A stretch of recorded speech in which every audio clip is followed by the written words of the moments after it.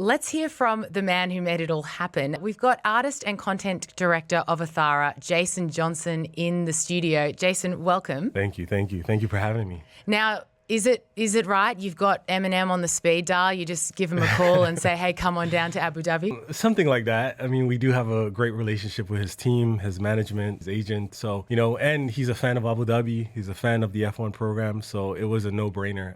And he just released a new album. So perfect timing. All the stars aligned. Oh. We were talking about it in the studio this morning. Me, I'm in my early 30s. I won't be more specific than that.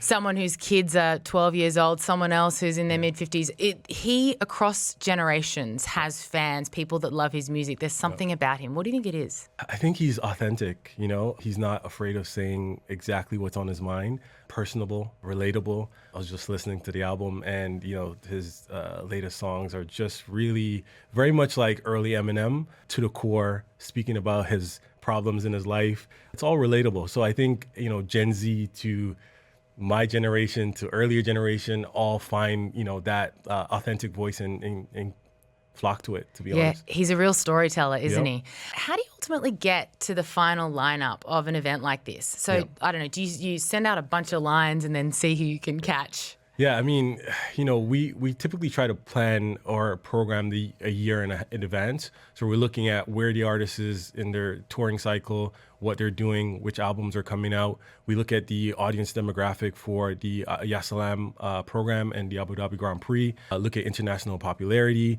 and then we have a conversation with the artists and their team to see if they're interested. We look at the overall programming budget to make sure that it makes sense. And one of the key things is to make sure that there's diversity in the lineup so that there's something for everyone, because our demographics for ADGP is pretty wide in terms of variety. Yeah, absolutely. And that diversity is really important.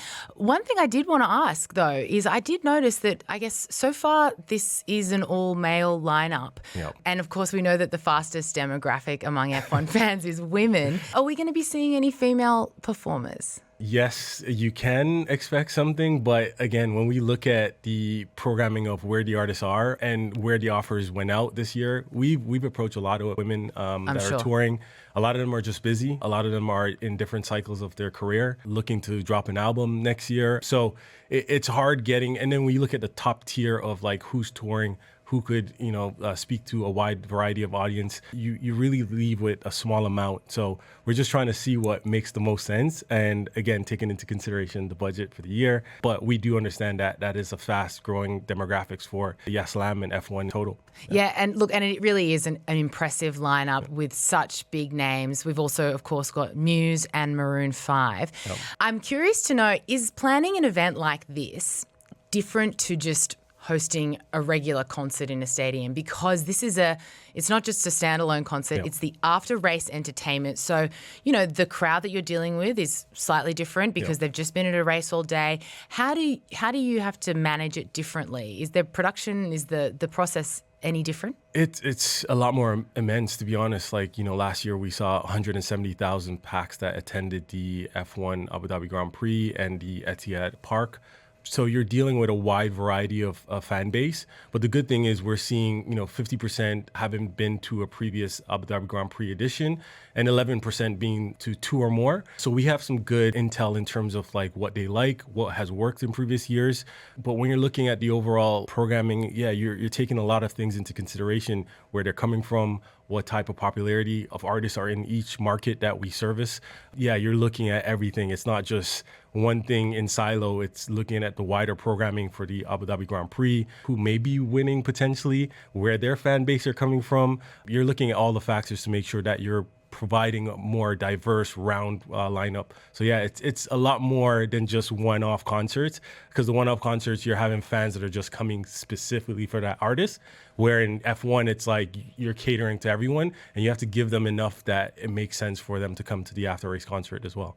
And we've talked a bit about this earlier on the program this week, just about the changing audience and youth and women, young girls, all sorts. America, for a long time, America didn't even look at the F1 and now they're obsessed. And we talked about that in relation to Drive to Survive and that sort of link. Has that also changed the way that the entertainment of the overall Abu Dhabi event? Because, you know, you do artists but also content. I mean, that is more than just the singers and performers, isn't it? Yeah, it is. And we're seeing, you know, like there's the 45% of the F1 audience is international. We're seeing 29% female, which is great. That's increased year over year. It's under 35. A lot of the audience members are now young, whereas typically it was much older than that. So we do have to look at things that speak to a Gen Z audience. We do have to look at things that are fresh and, you know, even bringing back artists that worked previously. So yeah, it definitely is something that we're considering, especially throughout our entire programming. It's not just the F1, it's our like commercial shows that are coming up. Abu Dhabi as a whole, you know, has done a really great job of providing diverse content year over year. And that's not going to change, to be honest. Now, last question. There is one more night to reveal, and we're all sort of nail-biting, waiting to know. Can you give us any hints? I think we're just going to keep delivering things that are at the highest level, that speaks to our audience demographic, and that is refreshing, to be honest. Yeah, I can't really give any hint because it's something that's going to be exciting. I can tell you that. I think it's the last day. We're going to round it off pretty well. And if you look at our previous history year over year, you could expect something at the same caliber. Remind us, who was the last day last year? Last day last year, we had Shania Twain, we have Ava Max and Tiesto. Yeah, I'm just thinking who else. It's every year. Yeah, Foo Fighters, wasn't it? Foo Fighters. Yeah. Yes. Amazing. I mean, this is my first year, which I'll be able to go to the F1. So you didn't go to Foo Fighters? No, I wasn't here last year, unfortunately. Okay. So this is going to be my first time, and I'm really excited about it. Do you have a favorite artist that over the time of that you've been in this role that you guys have had? Yeah, Pink. I really enjoyed her performance. Wow. The Weeknd, Guns N' Roses, Post Malone. Those were some of my standout concerts, really great performers. And Eminem previously. I think, fans are going to be really excited to see what he has in store this year. Absolutely. Look, let us know on the text line 4001. Have you had a favourite over the years? And what do you think about Eminem coming to the Abu Dhabi F1 at the end of this year? Thank you, Jason Johnson, artist and content director of Ethara.